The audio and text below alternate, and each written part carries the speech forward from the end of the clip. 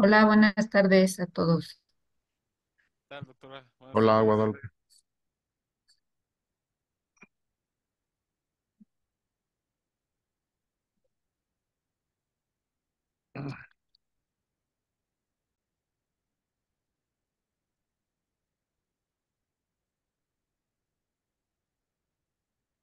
Pues, déjame ver quién está en el chat. Pues adelante, Luis, si quieres comenzamos. Sí, doc. Sí. Bueno, pues muy buenas tardes a todos. Bienvenidos al seminario de esta semana. Me honro en presentar el seminario que acontece el día de hoy. Es un trabajo que yo realicé durante mi doctorado. Bueno, de hecho todavía estoy en esa fase del doctorado. Si todo sale muy bien, pues esperemos ya aproximadamente dentro de 2 semanas ya habemos doctor, ¿verdad? Pero bueno, este es un trabajo que en realidad participaron muchas personas, desde el doctor Octavio Manero, que fue mi tutor principal, mi comité tutor, que fue el doctor Luis Medina Torres y la doctora Diola Marina Núñez Ramírez, en colaboración con el Instituto de Materiales, la Facultad de Química y la Universidad Juárez del Estado de Durango. Por supuesto, sin antes agradecer a los coordinadores presentes en este seminario, que son el doctor Fausto Calderas García, doctora María Guadalupe Salinas Juárez, el doctor Edson Emilio Herrera Valencia y entre otros, ¿verdad? Muy bien, pues voy a comenzar con el seminario de esta semana. El título de este seminario es Reología e hidrodinámica de pulpas de concentrados minerales sometidos a biolixiviación en un reactor de agitación continua. De hecho, mi tesis doctoral ya se puede visualizar en VideoNAM, que recuerden es una serie de bases de datos donde están todas las tesis desde licenciatura, maestría y doctorado. Ya la pueden consultar con mucho más detalle. Mi nombre es Luis Antonio Ramírez Torres, soy maestro en Ciencia e Ingeniería de Materiales y obtendré próximamente mi doctorado en Ciencia e Ingeniería de Materiales también. Actualmente soy profesor asociado C de tiempo completo interino en la Facultad de Estudios Superiores Zaragoza, algo de lo que me siento realmente orgulloso y quisiera aprovechar el momento para agradecer al doctor Fausto Calderas García y al doctor Edson Emilio Herrera Valencia, porque sin ellos esta parte no hubiera sido posible y yo continué con mi trayectoria académica de algo de lo que estoy muy profundamente agradecido. Y como siempre me han dicho mis padres, las cosas no se dicen con palabras, se dicen con acciones. Por eso me da mucho gusto estar en este seminario, porque es parte de todas esas acciones que yo trato de realizar para, bueno, compensar, ¿verdad? Probablemente me tome toda la vida compensar este hecho, pero vamos paso por paso, ¿ok? Bueno, vamos a comenzar con la presentación del día de hoy. Una pequeña introducción primero. Vamos a empezar ¿por qué? El motivo principal de este trabajo, en qué consiste, cómo funciona y el para qué, ¿verdad? Que es la parte más importante. Pues primero, se busca básicamente remover impurezas de un concentrado mineral de hierro. Esto se logra a través de bacterias. En principio podría sonar un poquito raro, ¿verdad? ¿Cómo las bacterias son capaces de remover impurezas de algo tan duro, tan rígido como lo es un mineral? No lo hacen de manera directa. En realidad participan un montón de reacciones metabólicas que por supuesto benefician a la bacteria por un lado y también remueven impurezas del mineral por otro lado. En esta imagen de la izquierda, la figura 1, son las bacterias que se adhieren al mineral. Se hacen, de hecho, se adhieren por medio de un exopolisacárido, que es una molécula, una especie de biopolímero muy complejo, que les sirve para adherirse al mineral, sujetarse fuertemente. Perdón, Luis, que te interrumpa. Comentan en el chat que casi no se escucha. No sé si tú de alguna forma puedas subir el volumen. Vamos a ver. Sí, permítanme. ¿Qué tal así? ¿Me escuchan mejor? Sí, ya se escucha más. Gracias, Luis. Entonces este es el micrófono. Sí, los agradezco. Gracias por haber dado esa observación. Bueno, ahora sí, rápidamente retomo lo que acabo de decir. Básicamente las bacterias, aprovechando su metabolismo, remueven impurezas, pero no porque en realidad se coman las impurezas, sino que a través de ese proceso metabólico adquieren electrones.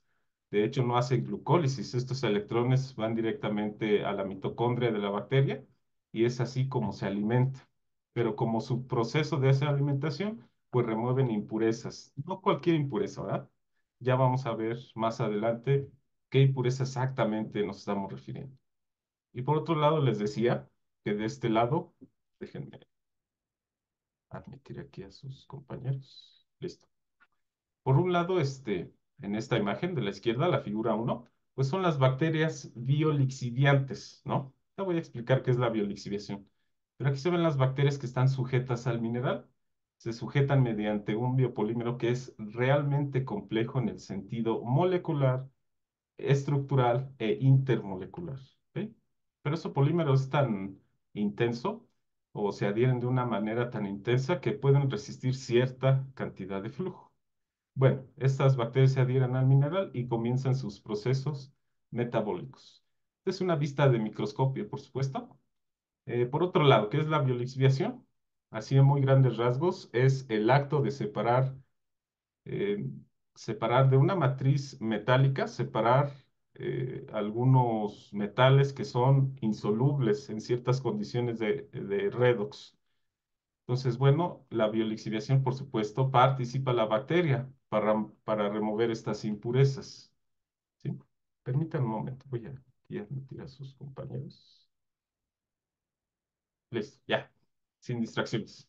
Aquí hay una interpretación artística, vamos a decirlo así, donde se ven las bacterias donde literalmente están minando, ¿verdad? Minando el concentrado mineral.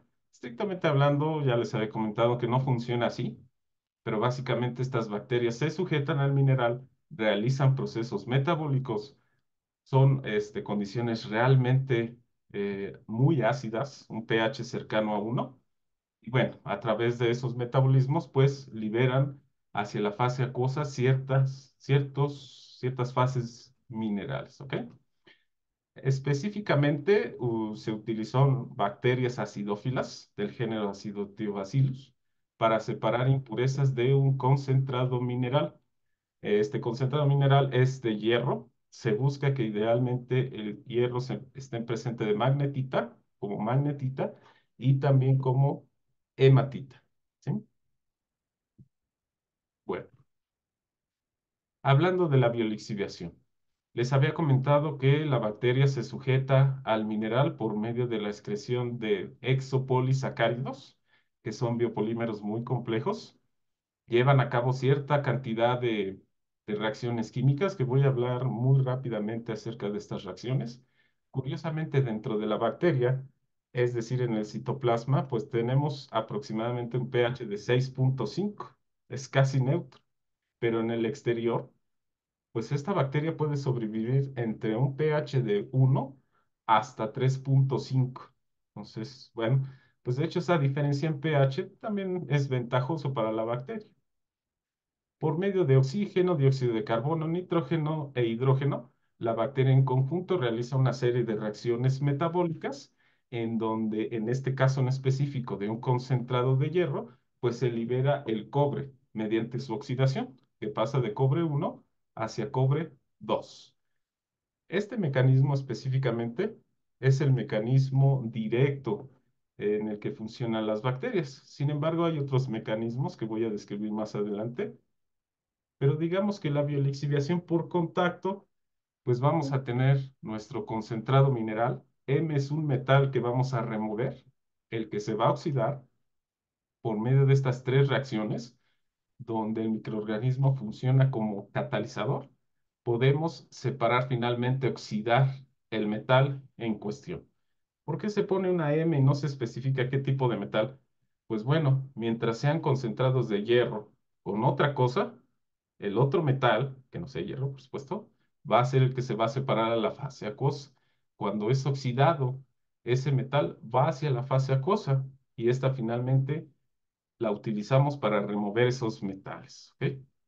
Luego está otra biolixiviación sin contacto, en donde la bacteria no se sujeta al mineral, pero permanece en la fase acuosa. Y curiosamente, cuando está en la fase acuosa, Igual el biopolímero que utilizan, el exopolisacárido, se utiliza para generar adherencia entre las bacterias. Fíjense cómo, por ejemplo, en esta representación artística tenemos varias bacterias que están sujetas entre sí, forman una especie de conglomerado que generan partículas más grandes. Por supuesto, es a nivel microscópico, ¿verdad? Pero varias bacterias se unen para generar una partícula más grande. Desde el punto de vista reológico, que esto voy a aunar más adelante, pues se está diciendo que se genera estructura dentro del material, ¿sí? Entonces, aparte de la biolixiviación por contacto, que es lo que les acabo de mencionar, también hay una biolixiviación sin contacto, se refiere al contacto con el mineral. En realidad no funcionan de manera aislada.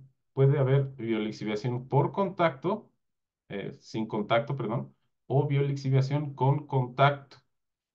A los microorganismos que están en la fase acuosa simplemente se les llama microorganismos planctónicos, ¿sí? Y estos mecanismos funcionan en sinergia. Es decir, que lo que consiguen las bacterias por contacto no es que se sume a la biolixiviación sin contacto, sino que entre estos dos se generan productos que benefician una a otra, ¿no? Curiosamente.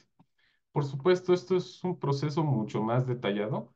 Sigue la química del azufre, una serie de procesos metabólicos que todavía no se han descubierto del todo. Este es un área de investigación que todavía sigue actual, ¿ok? Pero se sabe que a muy grandes rasgos, por todos estos procesos, nosotros pasamos del concentrado mineral hacia una separación de los componentes, incluyendo el metal en cuestión, ¿verdad? En nuestro caso en específico tenemos un concentrado mineral de hierro que tiene incrustaciones de zinc y de otros compuestos. El zinc, específicamente hablando, es el que genera más costos de operación, por ejemplo, en un alto horno de una industria minera. Y yo acudí, por ejemplo, en una estancia corta de investigación, acudí a una minera que está en el norte de Coahuila, ¿sí? Ahí muy cerca de Piedras Negras, donde hay una gran minera de Altos Hornos de México. Entonces ahí se ve cómo tienen hornos muy grandotes, donde sale literalmente el herrumbe al rojo vivo, y nos comentaban ahí los operarios que el zinc a muy altas temperaturas se combina con oxígeno y forma óxidos de zinc, pero estamos hablando de temperaturas entre 700 y 800 grados centígrados. Entonces es una temperatura bastante alta. Ese óxido de zinc lo que hace es corroer la cubierta de los altos hornos este, del proceso. Entonces tienen que cambiar la recubierta cada rato y es mucho gasto operacional, etcétera, etcétera. Estaban buscando, ¿verdad? Se buscaron a la doctora Diola Marina Núñez Ramírez para que les ayudara con esa parte de remover el zinc del concentrado mineral, y pues eso se va a traducir en bajos costos de operación para ellos, ¿verdad? Sin embargo, como es una tecnología todavía en desarrollo, pues no se ha adaptado del todo. Ellos se rehúsan a utilizar esta tecnología por el manejo del microorganismo, porque las instalaciones actuales no son las adecuadas, porque sí hay cierto impedimento en los procesos y otras razones, ¿ok? Pero bueno, se sabe, está bien documentado que la biolixiviación pues es un proceso amigable, ecoamigable, barato, y comparando con otros procesos actuales, los tradicionales, vamos a decirlo así, es un proceso más eficiente. Requiere bajos costos energéticos y bueno, digamos que la parte negativa es que se requiere incubar el microorganismo, no es cualquier microorganismo, es Acinetobacillus ferrooxidans. De hecho, en un principio se obtuvieron cepas de un efluente minero que está justo al ladito de Altos Hornos de México.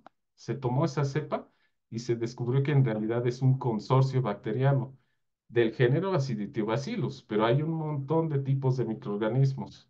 Pero ya se identificó las investigaciones que ha hecho la doctora Diola Marina, junto con el doctor Luis Medina Torres. Se ha descubierto que en realidad es un género de bacterias específicamente hablando, el que se encarga de la biolixiviación. Y entonces, bueno, se aísla el microorganismo, se genera la biolixiviación y es mucho más eficiente. Pero eso ya está fuera del alcance de este proyecto. les voy a comentar en qué específicamente me estoy enfocando en mi proyecto de doctorado. ¿Vale? Bueno, está el estudio hidrodinámico. ¿Por qué nos interesa un estudio hidrodinámico? Bueno, porque ustedes seguramente sabrán que la biolixiviación no se lleva a cabo en el aire o en el piso. Ahí tirado el concentrado mineral y echamos las bacterias y se acabó. No, tenemos que controlar la mayor cantidad de factores que se llevan a cabo en ese proceso: temperatura, presión, concentración de sólidos, concentración de microorganismos, tipo de microorganismos, etapa de crecimiento del microorganismo, pH, velocidad de agitación, etcétera. Bueno, por lo general, de hecho, ahí en Altos Hornos de México, tienen tanques muy grandes, unos 2000 litros, 1000 litros, una cosa así por el estilo, donde se agita continuamente el concentrado mineral que viene de otro proceso, por ejemplo, de flotación. Entonces, tienen tanques muy grandes que están agitados continuamente, ¿sí? En ingeniería química, pues eso lo conocemos como tanques de agitación continua. Bueno, pues conocer las características hidrodinámicas de un tanque de agitación nos va a permitir, en principio, controlar más variables todavía y eficientar un poquito más el proceso, ¿no? Les voy a comentar más adelante por qué esto es digno de un doctorado, ¿verdad? Bueno, por un lado, conocer las características hidrodinámicas de un tanque de agitación continua permite alcanzar, por ejemplo, un mezclado homogéneo, ¿verdad? Entre otras cosas. Voy a- Listo. Bueno, también otra cosa, otra ventaja del estudio hidrodinámico es que nos sirve para un escalado a nivel industrial, ¿ok? Uno estudia en un laboratorio un tanquecito de 7 litros, pero a través de los números adimensionales, ¿ok? Considerando una similitud geométrica, una similitud dinámica y cinemática, nosotros a partir de ese tanquecito de 7 litros podemos expandirlo, ¿no? Por así decirlo. Obviamente no solamente es incrementar el volumen del tanque, también tenemos que incrementar las dimensiones de los sistemas impulsores, ¿sí? Pero ¿qué tanto tenemos que incrementar? Ah, bueno, eso es a través de los números adimensionales. Un trabajo parecido al que les voy a presentar ya se hizo en el 2012. La doctora Núñez Ramírez Diola Marina, que es mi comité tutor, pues de hecho hizo un análisis de mezclado, pero de otro tipo de fermentación, o sea, se utilizaron otros tipos de microorganismos, de hecho es un hongo, y se descubrió que, bueno, la reología está de la mano de las características hidrodinámicas en un tanque de agitación. Entonces, digamos que esta es la primera inspiración de este trabajo doctoral. ¿Sí? Bueno, como podemos hacer simulaciones, una computadora es un laboratorio en compacto, ¿verdad? Podemos hacer simulaciones, podemos tratar de predecir qué factores van a afectar la hidrodinámica. Entonces, bueno, en vez de estar comprando varios tanques de diferentes dimensiones, varios impulsores, estar probando, gastando luz, este, gastando reactivos, ¿verdad? Pues en vez de eso vamos a utilizar la computadora para poder realizar simulaciones a diferentes situaciones, ¿verdad? Por eso es que la dinámica de fluidos computacional es bastante útil, porque nosotros podemos generar varias situaciones y ver cuál de esas situaciones es la que nos conviene más, o bien nos generan más características positivas hidrodinámicas. Y por lo tanto, pues va a haber una reducción en los costos de experimentación y de operación, ¿verdad? Menos reactivos, menos luz, etcétera. ¿Por qué específicamente Computer Fluid Dynamics? Porque es una teoría bastante avanzada hasta el momento acerca de cómo se comportan los fluidos a través de las ecuaciones de balance de fenómenos de transporte, pero a esta tesis doctoral agrega otro factor, que es la respuesta reológica. Entonces vamos a mezclar respuesta reológica con dinámica de fluidos computacional. Bueno, pues junto con pruebas reológicas que en principio parecen independientes, en realidad podemos relacionarlos con la dinámica de fluidos computacionales, ya lo voy a mencionar más adelante. Entonces, si nosotros tenemos nuestro tanque de agitación, tenemos nuestro concentrado mineral, suministramos bacterias que realicen la biolixiviación de antemano, ya hay que conocer eso, ¿ok? Si se realiza la biolixiviación, pues podemos a través del tiempo tomar distintas muestras y obtener sus características reológicas, porque seguramente la característica reológica va a estar ligado a, por ejemplo, la estructura que se genera en la parte líquida, en la biolixiviación sin contacto, por ejemplo, ¿verdad? Bueno, las pulpas minerales constan de tres fases. La primera es una fase sólida, luego una fase líquida y luego hay otra fase gaseosa. La fase gaseosa es el oxígeno que se suministra al fondo del tanque. Por cuestiones de simplicidad, aquí vamos a considerar dos fases, porque la cantidad de oxígeno que se disuelve en el tanque de agitación es realmente baja, no contribuye demasiado al volumen total del volumen de trabajo en el tanque de agitación. Bueno, al considerar dos fases, pues tenemos la fase acuosa y la fase sólida. Con respecto a la fase sólida, ustedes saben que las partículas, por muy parejitas que estén, que se consideran esféricas o que se consideran de otra figura geométrica, siempre a nivel microscópico va a existir cierta rugosidad, ¿no? Hasta cierta escala de magnitud. Entonces, en realidad, la partícula no es lisa y tiene ciertos surcos, ¿verdad? Aquí en la figura 5, pues estamos ilustrando la superficie de una partícula. Y en la fase acuosa, en la disolución, donde están los microorganismos que realizan biolixiviación sin contacto, todos los nutrientes requeridos para que estos microorganismos crezcan, pues además en la superficie existe la posibilidad de que ciertos iones de carga positiva o negativa se adhieran a la superficie. Y eso va a alterar, por supuesto, la hidrodinámica de estas partículas. Cuando se adhieren cargas a la superficie del mineral, se le conoce como capa de Stern. Y bueno, en la solución, pues también va a haber iones, ¿verdad? Pero ya no todos se van a adherir a la superficie, porque ya está la capa de Stern. Bueno, ese es un factor que hay que considerar. Por supuesto, conforme nos vamos alejando de la partícula, esta densidad de cargas disminuye. ¿Ok? Les había comentado que existe una serie de reacciones metabólicas, tanto dentro del microorganismo como fuera de este, que van a definir, por ejemplo, la concentración de exopolisacáridos en la fase acuosa, van a definir el ritmo de la cinética de reacción, perdón, la cinética de reacción para la remoción de metales en la fase sólida y van a definir otras muchas cosas. Esto es un esquema bastante complicado. Solamente lo pongo de manera ilustrativa, pero aquí se muestran las rutas metabólicas que se han descubierto hasta el momento dentro de la bacteria. Pero esto también va a influir en la respuesta reológica. Aparte de la capa de Stern, las rutas metabólicas de la bacteria también van a influir la forma y el tamaño de las partículas.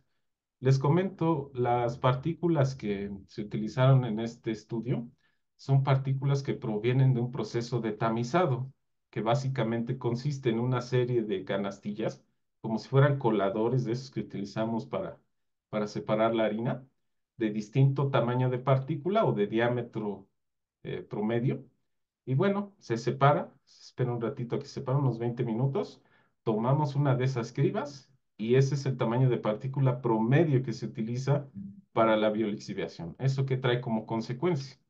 Primero, un tamaño de partícula promedio, que es el representativo de todas las partículas, pero en realidad estas partículas tienen una forma y un tamaño distinto, ¿ok? Entonces eso se va a ver reflejado en la respuesta reológica. También por el efecto de la biolixiviación por contacto, donde las bacterias se adhieren al mineral por medio de los exopolisacáridos, pues se genera una especie de capita. Aparte de la capa de Stern, también se va a generar una capa de bacterias alrededor de los minerales. A esto se le conoce como biofilm, ¿sí? Y además hay que recordar que las bacterias se unen entre sí a través del mecanismo planctónico, el que está en la fase acuosa, y los exopolisacáridos. Entonces se puede formar una capa de biofilm ahí bastante importante. En este estudio no se analiza de manera cuantitativa el grosor de esa capa de biofilm, la capa de Stern, el tamaño de las partículas y la forma de las partículas, sino que se va a ver el todo como uno solo, ¿sí?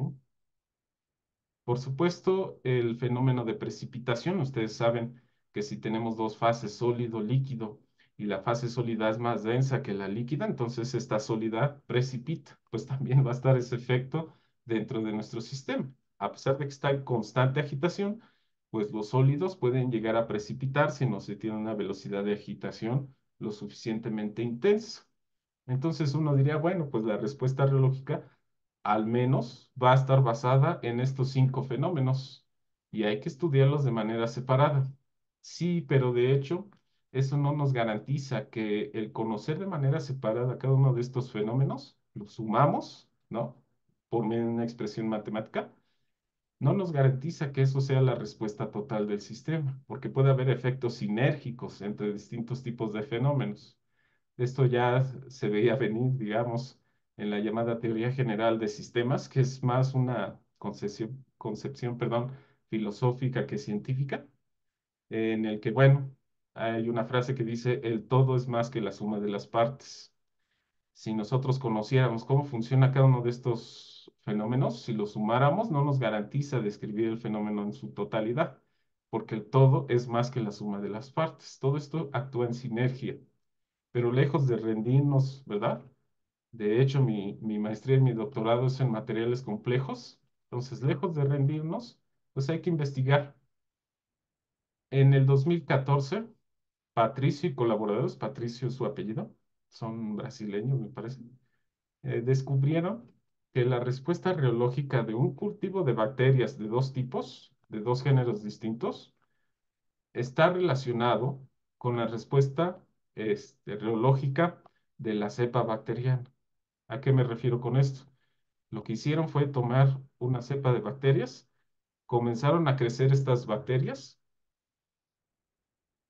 y midieron su respuesta reológica a través del tiempo y se percataron que hay una fuerte conexión entre la concentración de bacterias y la respuesta reológica. Entonces eso nos lleva a la siguiente hipótesis. Tenemos aquí una gráfica de, digamos, concentración de bacterias. Es en escala logarítmica y en el eje de las X tenemos el tiempo de la cinética de las bacterias. Muchas de las bacterias en la actualidad, ¿no? Por así decirlo, siguen esta cinética. Más aún el tipo de bacterias que no tienen depredadores, que no tienen competencia, ¿ok? Cuando están creciendo en un medio controlado, en un cultivo muy controlado, exhiben este tipo de comportamiento. A muy bajos tiempos, pues tenemos las bacterias en principio, las que inician el crecimiento bacteriano. Luego, a partir de estas dos bacterias, se empiezan a crecer, crecen. De hecho, la función que describe esta concentración es exponencial, pero como está en escala logarítmica, pues esto es lineal, ¿verdad? Entonces, la cantidad de bacterias crece, pero no hasta un punto indeterminado, sino hasta una fase estacionaria. ¿Qué es la fase estacionaria? Simplemente es la cantidad de bacterias que nacen es igual a la cantidad de bacterias que mueren. ¿Ok? Por eso tenemos una concentración constante. Se acaban los nutrientes en el medio o por alguna otra razón. Por ejemplo, en las levaduras, las bacterias no empiezan a perecer porque no haya nutrientes, sino que se genera otro subproducto. El alcohol, por ejemplo. El alcohol es tóxico para las bacterias. Se genera una concentración de alcohol bastante grande y empiezan a fallecer, ¿verdad? Por el principio de conservación de la masa, lo que está ahí dentro, el peso no cambia, ¿verdad? Pero simplemente lo que pasa con las bacterias es que pierden estructura. Se rompe el citoplasma, hacen apoptosis, los mecanismos que necesitan para perecer. Y eso es lo que genera desde el punto de vista reológico es una desestructuración. Pasamos de un montón de bacterias en el biofilm a la muerte de estas y a la desestructuración de ese biofilm. Para el caso de la biolixiviación, les había comentado que en la biolixiviación se lleva a cabo a un pH de 1, a 25 grados centígrados, etcétera, pero a ese pH casi ninguna bacteria subsiste, ¿ok? De hecho, las bacterias acidófilas son de las primeras bacterias que existieron en la Tierra. ¿A qué me refiero con eso? Que no tienen competidores a esas condiciones, básicamente. y se ha visto que siguen esta tendencia de crecimiento. No exactamente igual, ¿verdad? Puede haber una ligera inclinación en la fase estacionaria. La fase de muerte no decae exactamente como el crecimiento de la fase exponencial, pero en eso se basa la hipótesis de este trabajo.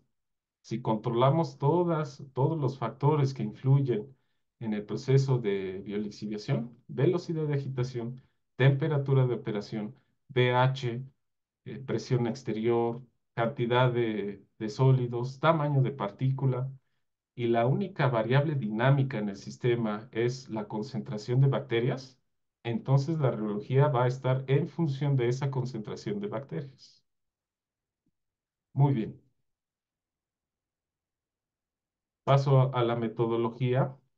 Déjenme ver, se supone debe de haber una diapositiva de objetivos. Bueno, les comento. Los objetivos entonces van a ser realizar una biolixiviación de dos concentrados minerales de dos tamaños de partículas para conocer cuál de esos dos tamaños de partículas es ventajoso desde el punto de vista de biolixiviación.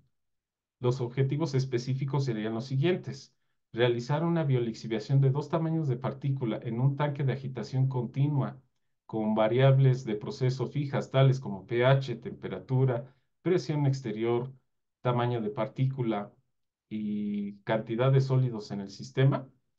Luego, otro objetivo específico es modelar, caracterizar y modelar la respuesta reológica de las pulpas minerales tomadas directamente del tanque de agitación. Posteriormente, modelar matemáticamente la respuesta reológica de, de las muestras del tanque de agitación tomadas directamente del mismo.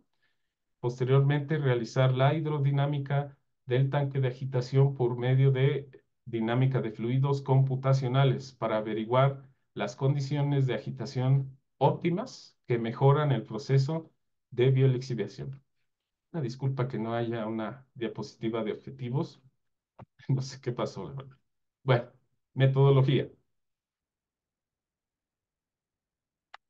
Bien, a grandes rasgos, primero se toma el mineral directamente de Altos Hornos de México, de donde está instalado, cercano, no exactamente en el mismo lugar. Esto fue en Monclova, Coahuila. Yo realicé una estancia en mi maestría ahí en Altos Hornos de México, que duró un día, ¿verdad? Pero nos mostraron los procesos más importantes que se llevan a cabo para purificar el concentrado mineral. Lo hacen a través de procesos tradicionales como cianuración, pirólisis, etcétera. Son procesos muy contaminantes que en la actualidad ya no están siendo rentables por la cantidad de multas que reciben, por la emanación de gases tóxicos. Entonces, lo que buscan son procesos alternativos para remover estas impurezas. Permítanme, déjenme admitir aquí a sus compañeros. Ok. Bueno, eh, ya se sabe la minerología de este concentrado mineral. La minerología es básicamente qué tipo de minerales tiene, su concentración, y esto se hace de manera estadística, porque dependiendo del lugar donde tomen la muestra, pues van a tener concentraciones ligeramente distintas, pero eso ya se conoce. Se sabe que son incrustaciones de zinc, no una matriz compleja, con asociados de óxido de calcio, silicio, óxidos complejos de hierro, con otras cosas. Pero les había comentado que en principio, pues se busca que este concentrado mineral esté hecho de magnetita y de ferrita, en principio. Permítanme, voy a admitir aquí a sus compañeros. Bueno, entonces, dado el concentrado mineral, pues esto lo ponemos en un tanque de agitación, son 7 litros. Este es un tanque de agitación de la marca Brunswick, New Brunswick. Aquí tenemos un impulsor de tipo pala, de dos impulsores tipo pala. Aquí de hecho estamos utilizando dos impulsores de tipo Rushton. Fíjense cómo el eje de agitación está conectado a un motorcito eléctrico. Este motor eléctrico afortunadamente está conectado a un módulo y podemos regular la velocidad de agitación, por ejemplo. En este módulo también podemos regular el pH a través del suministro de estas dos pequeñas válvulas que están conectadas directamente al tanque de agitación. podemos suministrar ácido clorhídrico 1 molar o bien hidróxido de sodio 1 molar también, ¿verdad? Luego también aquí podemos controlar la cantidad de oxígeno disuelto. Bueno, en realidad esa cantidad de oxígeno disuelto fueron de 4 ppm que se suministra a través de un aspersor que está en la base del tanque de agitación. Ya voy a hablar más adelante porque esto no lo consideramos como una fase extra, sino está en el fondo del tanque de agitación y se suministra el oxígeno. ¿Ok? Este tanque de agitación está en la Universidad Juárez del estado de Durango. Cuando realicé mi estancia en Altos Hornos de México, pues también estuve ahí un ratito, un mes aproximadamente, ahí en la Universidad Juárez del estado de Durango, y yo vi personalmente este tanque de agitación. La encargada del laboratorio donde está este tanque de agitación es la doctora Diola Marina Núñez Ramírez, que muy amablemente me dijo cómo funciona el tanque. De hecho, yo vi cuando lo estaban armando y tal.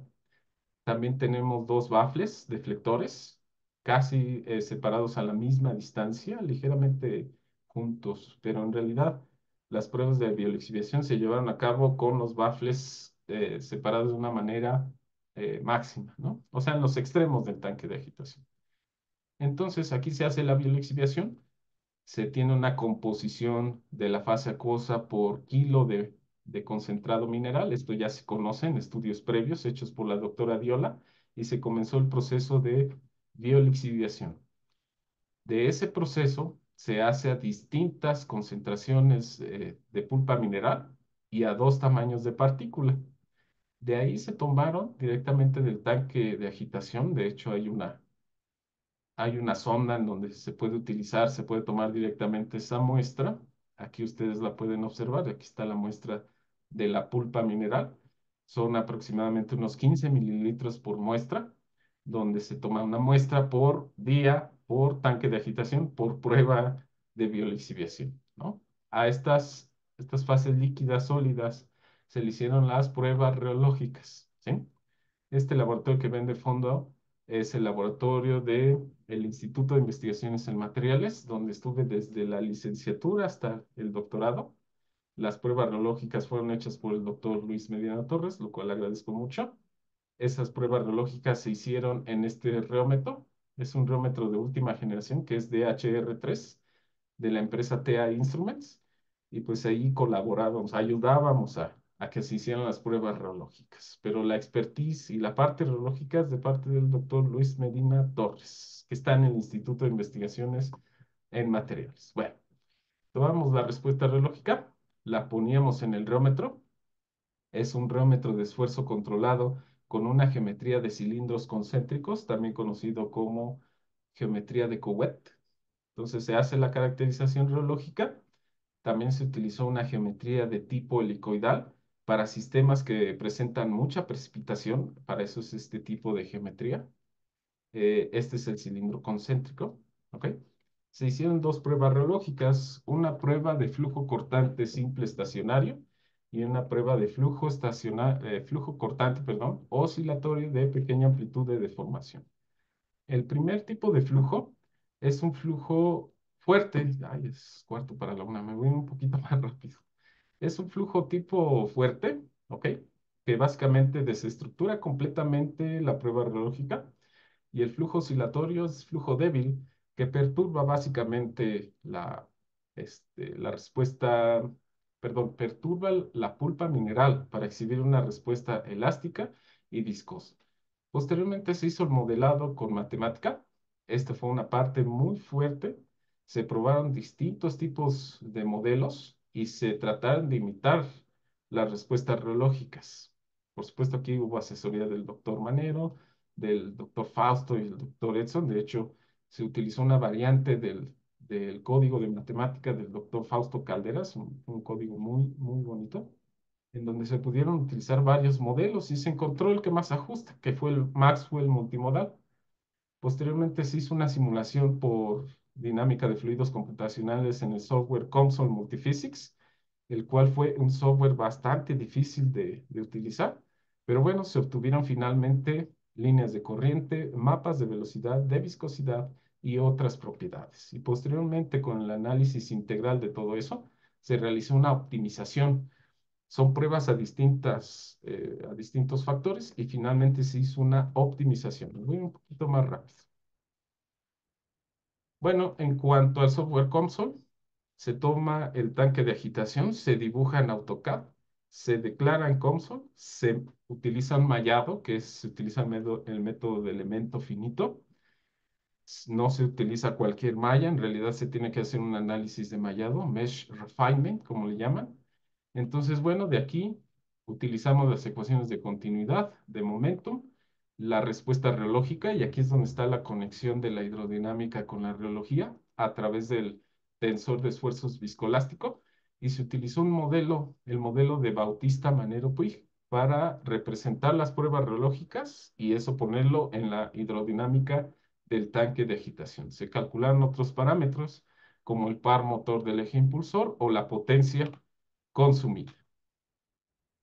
Este es un algoritmo muy bonito porque para representar la hidrodinámica se utilizó la correlación de Metzner y Otto. Sin embargo, en esta tesis doctoral, pues se encontró una manera a partir de las constantes de Metzner y Otto en el régimen turbulento poder utilizarlo para la hidrodinámica de la respuesta reológica. Si quieren más detalles acerca de esta parte, como lo voy a mencionar al final, ya está un artículo publicado, que es con un artículo con el que me voy a doctorar, en donde se detalla mucho más a fondo este algoritmo. Está muy interesante. ¿Cuáles fueron los resultados? De la caracterización reológica, se observó que a menor tamaño de partícula, la reología es mayor, y de hecho se encontró el máximo, que está en rojo, en un menor tiempo de biolixiviación. Aquí tenemos la viscosidad contra la rapidez de deformación y nos percatamos que también el tamaño de partícula influye en el adelgazamiento de las pulpas minerales, siendo más intenso a medida de que el tamaño de partícula es menor. También esto se ligó con la respuesta viscoelástica lineal. Para todas las pruebas, el módulo viscoso dominó sobre el elástico. Tenemos en el eje de las Y, G' y G', y en el eje de las X, la frecuencia angular. Se descubrió que a menor tamaño de partícula, la respuesta reológica es mayor. Y además, en el máximo, se tuvo que utilizar otro modelo reológico, que es el modelo de Winter y Chambon, que indica una especie de transición de fase, y tiene sentido porque máxima cantidad de bacterias implica máxima estructuración y genera de hecho una especie de gel débil, como lo muestran las pruebas. Para la caracterización hidrodinámica, en flujo laminar se utilizaron esta serie de consideraciones que hemos estado hablando mucho en estos seminarios. Se toman las ecuaciones que mencioné anteriormente para flujo turbulento, y aquí está otro aporte muy interesante de esta tesis doctoral, donde relacionamos la respuesta reológica con las ecuaciones de flujo turbulento, donde se utiliza el campo de velocidades promedio en el espacio a través del formalismo RANS, Reynolds Averaged Navier-Stokes, en donde básicamente el tensor de esfuerzos turbulentos se descompone en una parte promedio y una parte perturbativa, y donde la parte perturbativa pues está dado por esta ecuación, ¿sí? Que es una ecuación de transporte que está ligada al balance de energía cinética turbulenta y a la energía disipada, ¿ok?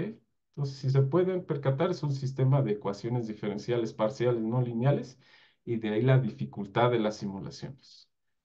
Por otro lado, se hizo el análisis de malla, se encontró la cantidad de elementos óptimo para garantizar un bajo consumo de recursos computacionales y una máxima precisión a esta cantidad de elementos.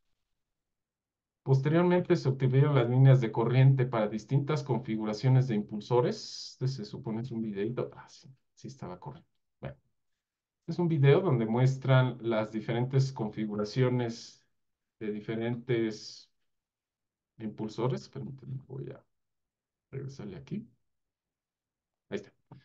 Y del lado derecho tenemos una curva muy importante, que es el número de poder contra el número de Reynolds. Los puntos que ven aquí son el consumo de potencia para distintas combinaciones de impulsores. Se percató que la combinación, por ejemplo, de Ruston-Ruston es la máxima cantidad de potencia que se consume, y tiene sentido. Un propulsor Ruston tiene una alta área superficial, por eso genera alto consumo de potencia. Pero se descubrió adicionalmente que un impulsor Ruston arriba y Maxflow abajo genera unas características muy positivas de líneas de corriente y de consumo de potencia. Aquí tenemos las líneas de corriente para la mejor configuración a distintas velocidades de agitación. Y del lado derecho tenemos el campo de velocidades igual a la misma configuración, la mejor, y a distintas velocidades de agitación.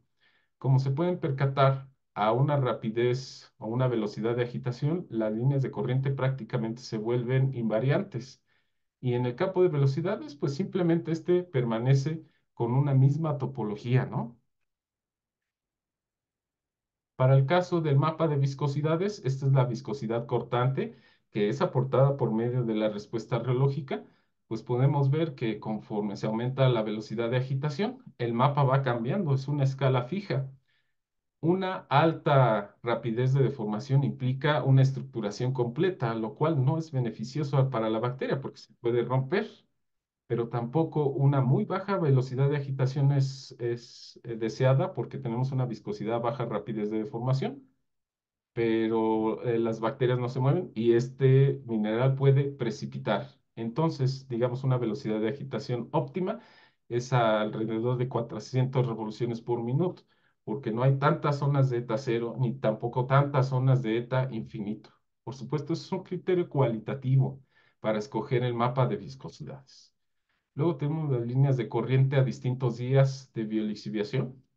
Vemos que estas líneas de corriente varían muy poquito, pero para efectos prácticos casi no dependen de la cinética de biolixiviación. Y repito, la conexión de la cinética de biolixiviación es a través de la respuesta reológica.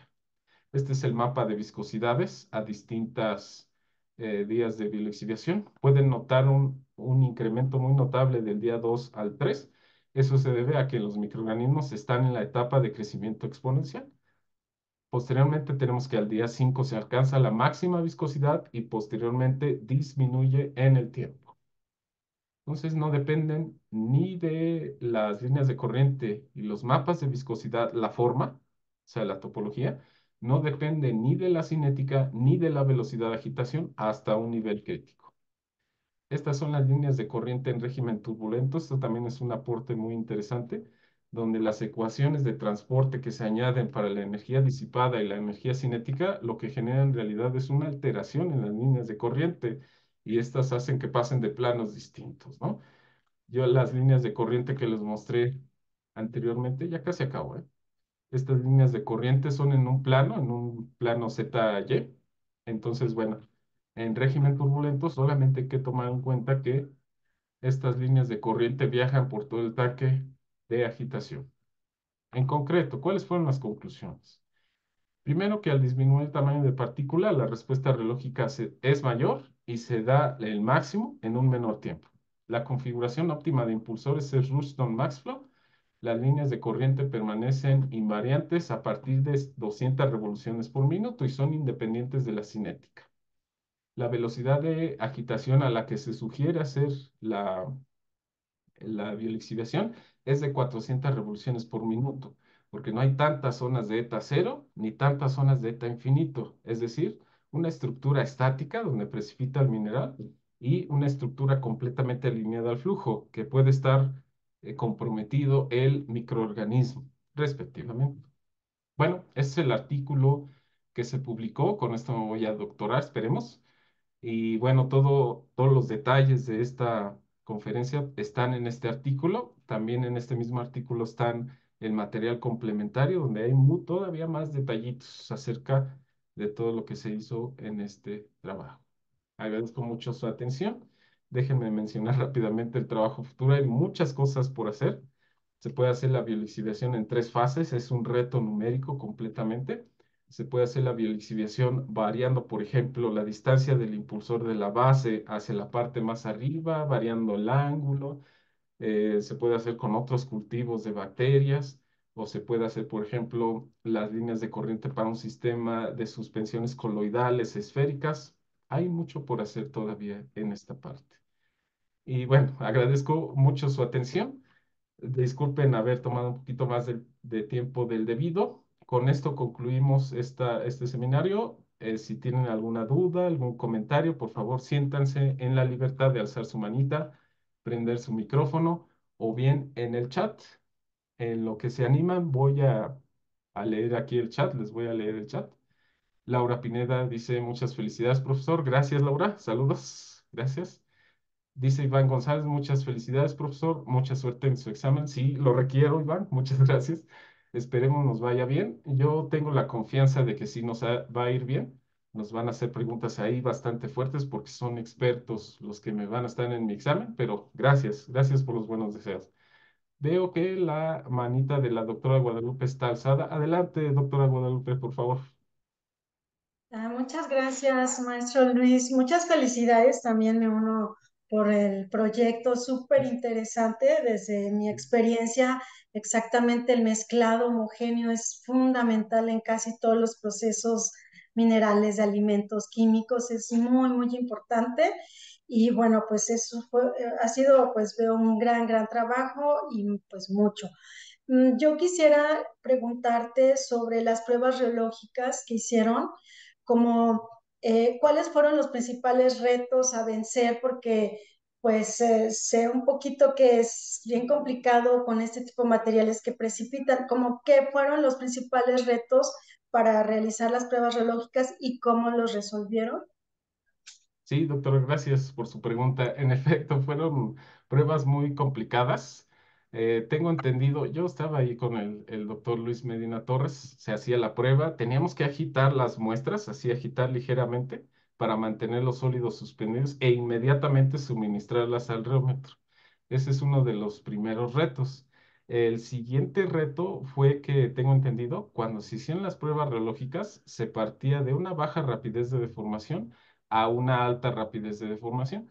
Pero como los datos experimentales empezaban a baja rapidez de deformación, el sólido precipitaba y empezaba a generar ruido en el reómetro. Entonces el doctor Luis dijo, bueno, ok, vamos a empezar con una alta rapidez de deformación hacia una baja rapidez de deformación para que el sólido no precipite y nos dé una lectura en el reómetro un poquito más estable. La precipitación fue uno de los principales retos que tuvimos ahí en el reómetro, doctora, se puede decir. También en la prueba de baja amplitud de deformación, igual a baja amplitud, la precipitación no dejaba tomar lecturas. De hecho, si se percató en la parte de las pruebas reológicas de flujo cortante oscilatorio, en realidad la ventana de observación es de 2 décadas a lo mucho, precisamente porque fuera de ese rango el reómetro empezaba a generar muchísimo ruido, porque a muy bajas frecuencias precipitaba completamente y a muy altas frecuencias ya no daba lecturas razonables. Entonces sí fueron bastantes retos. También la parte numérica. Empezábamos con un tanque de agitación con un fondo suavizado, pero numéricamente era muy costoso desde el punto de vista computacional. Entonces al final decidimos dejar un fondo plano en el tanque para realizar las simulaciones. Ujú. Ok, muchas gracias. ¿Y Sí. qué geometría recuerdas? ¿Qué geometría usaron para las pruebas reológicas en Sí. en tus materiales? Sí, doctora, de hecho, para 30% de sólidos y el tamaño de partícula pequeño, era básicamente más disolución acuosa que sólidos. Entonces se decidió utilizar la geometría de cilindros concéntricos, pero ya para los minerales de alta densidad y de tamaño de partícula grande, ya no era conveniente usar COID y se utilizaba la geometría helicoidal. Ujú. Ah, ya. Sí, Está bien. Muchas gracias, maestro Luis, por la explicación y me uno a los buenos deseos para tu examen. Mucho éxito, que sé que lo vas sí. a tener. Gracias, Hasta doctora. Le luego. agradezco mucho sus preguntas. Hasta luego. Gracias. Hasta luego. Gracias. Muy bien. Agradezco mucho a la doctora. Esperemos que nos vaya bien. Yo tengo la confianza de que sí. Voy a estudiar mucho para prepararme. Les comentaba aquí en el chat, hay muchos mensajes. Si nos da un poquito de tiempo, los leo todos. Alejandra Mendoza me dice, buenas tardes, una disculpa, no se escucha la... Ok, ya. Les agradezco la aclaración. Y Alejandra Mendoza me dice, gracias. Roberto Rodríguez, muchas felicidades, profesores, y éxito en su examen. Les agradezco mucho, jóvenes. Gracias. Necesito esa suerte, ¿verdad? Pero yo pienso que sí, va a ser un éxito. Hernández Bota José Martín me dice, felicidades. Alejandra Mendoza dice, nos pregunta, ¿se puede utilizar una geometría de placas paralelas? Esto está ligado con lo que acabamos de mencionar. Si se utilizaran dos placas paralelas, que estas se van deslizando una sobre de otras, sí nos daría resultados lógicos, pero el problema es la precipitación. Como están completamente en horizontal, seguramente el fluido va a precipitar, las partículas van a precipitar y no sería conveniente. No se utilizaría la geometría de placas paralelas. Y adicionalmente, Alejandra me felicita. Muchas gracias por la aportación. Es un placer, para mí es un placer siempre estar aquí en estos seminarios. Sí, me gustaría que ustedes hicieran más preguntas, que se sientan en confianza en la medida de las que yo pueda responder, ¿verdad?